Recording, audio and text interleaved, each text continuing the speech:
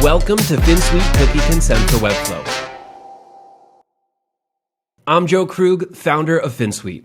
I'm going to walk you through everything you need to know about cookie consent in Webflow. Welcome to the interactions walkthrough. In this video, you're going to learn how to use Webflow interactions with these components. Super powerful. You don't need to do it. If you don't care about custom interactions or doing something totally crazy, you can use our default interactions that come with the library. By default, things will fade in and out, really clean, really simple. If you want to use Webflow interactions, you can do literally anything that Webflow interactions allows you to. Let's go and look at this live. So I'm going to go and open this page, and we'll see that as I load this, this is coming in from the bottom. Great. This is through Webflow interactions, and I'm going to prove that to you by doing something a little crazy here. And through that, we're going to learn how it works. Okay, let's go and open up the navigator, and we're going to see our components ready to go. These are from our clonable example version 1. Version 1 has the interactions applied, so if you want to practice, if you want to learn this, go ahead and clone it, take that version 1, and that is what we are working on. You can see that each one of the components has a trigger inside of it. The class does not matter, but we do have an attribute that matters, and we have a way that interactions are set up that matters. So let's go and check out what this attribute is. We have FSCC equals interaction. Each one of these has the same exact attribute. It's not custom for that component. So FSCC interaction is placed on a div, and that's telling the library this is going to have a custom Webflow interaction, and it's going to affect whichever component it's inside. So we have the banner trigger inside the banner, we have the manager trigger in the manager, and the prefs trigger in the prefs. Cool. Now, how do we set up the Webflow interaction? Let's start with the banner. And let's also go and show this so we can see it working live. I am showing this, and we're going into the banner trigger, and we see an element trigger mouse click tap applied. I'll go and open this up, and I will show that we have a class. The trigger settings are on the class. That's important. By default, we see this. We need to go class. And the reason is when we go and put these components on other pages, we want to make sure that these interactions are preserved. So let's go up to the first click. On first click, we're going to show the banner. On second click, we're going to hide the banner. And that logic works for everything, for the manager, for the preferences. First click, we're showing. Second click, we are hiding. So let's go to this banner and see what we're working with. Initial state, display none, and we have a 100 bottom initial state. That is going to completely hide it, and then we are going to show it. So we are going to first zoom out, display flex, and then we're going to move to 0. Great. Now, be aware that we are using the only parents with this class. Only parents with this class. Great. And we saw the example working live. Remember, this is exactly what we're doing here. And now we're going to do something a little bit more wacky just to show that it is properly working. Let's go in here and bring this up here. And let's do something like bounce. Bounce is easy to spot. So we have this coming way up. We're bouncing. And let's make this duration 1 second. There we go. This should be a clear update. So I'm going to publish this. And when we go and reload this page, we're going to see a crazy bounce from Webflow interactions. There we go. So this is hooked up to Webflow interactions. We are animating this. And as you can imagine, you can build a really nice interaction here that totally goes with the branding of your site. So not only are you going to have this fade in, you're going to be able to super customize this for your super custom site.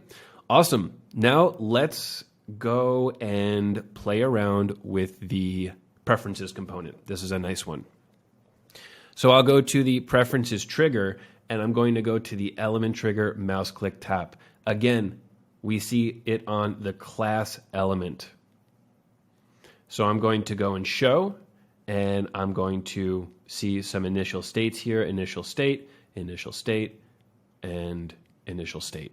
Let's go and see this working live first. So I'm going to go and accept, and there we go. So just a little bit of movement here. You see this fade in and come up and down just a little bit. Cool.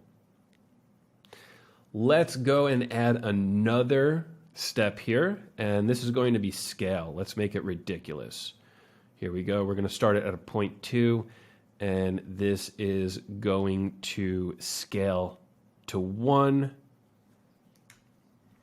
Let's do a duration of 1 second, and let's do this ridiculous bounce again. There we go. Cool. So we just added a crazy extra step here that's going to make this thing pop right in our face. Please don't do this. This is a don't try this at home disclaimer. This should not be on your site. But we're going to show it working. So we're going to reload this. Awesome. And now, bam! Whew. It works. And it did not reset because we did not go back to the last state. So that's a great opportunity for us to now go and save this first click. And here on second click, let's go to the preferences pop-up, hide, and see that it is the opposite. Just like you would first click and second click anything that shows and hides, you need to do the opposite for the second click. So here we have the opacity going to 0. We have the move down to 20. We have the show and hide. And we will add our ridiculous scaling of 0.2. Let's do it. We're crazy today. Okay. I'm going to publish, and we're going to see this scale reset so that we can have this bouncing effect on every open. Nice. And we have the bounce. We have the bounce back. There we go. So you can see that this is completely controlled with Webflow interactions. And if we go also to the manager button, I'm just going to go nuts here. Did not want to do that. Great, we'll keep that here. I'm now going to go to the manager trigger. This should not be here. I don't know why. This could just be a filming thing that happened, but we do not want this second mouse click here. So I'm going to go and just remove this. This should not be in your build. And delete and delete. So that's the importance of setting the class here. I bet when I was doing some testing before, I did not have it on the class. You got to have it on the class, or it's going to create a duplicate like that. And inside our manager show, we are going to, first, let's watch this work. We're going to have a really simple movement here. Check this out. So the manager element down here is going to show.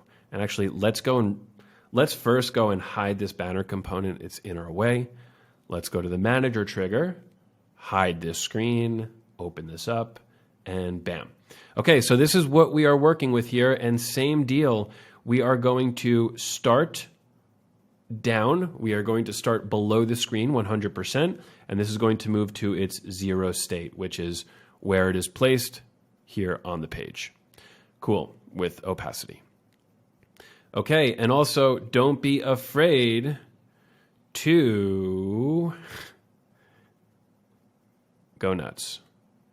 I don't know what's going to happen here, but again, just the proof that we are working with Webflow interactions. Oh yeah, that's what users want to see, absolutely. So we're going to do that. We're going to do the hide. That's where it moves back down.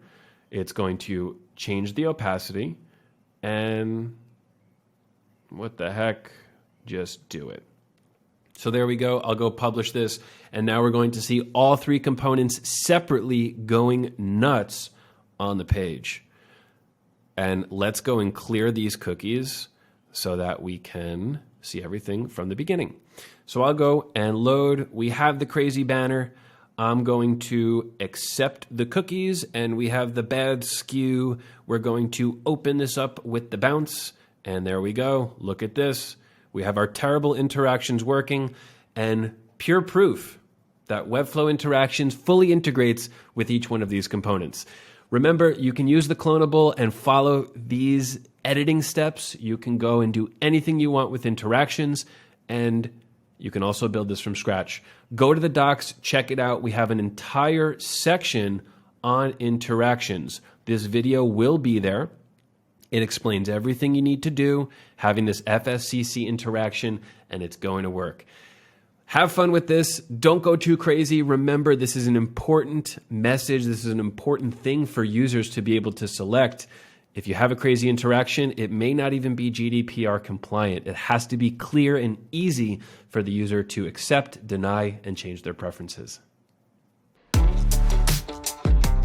Thanks for watching. Check out more Finsweet videos to keep learning Webflow.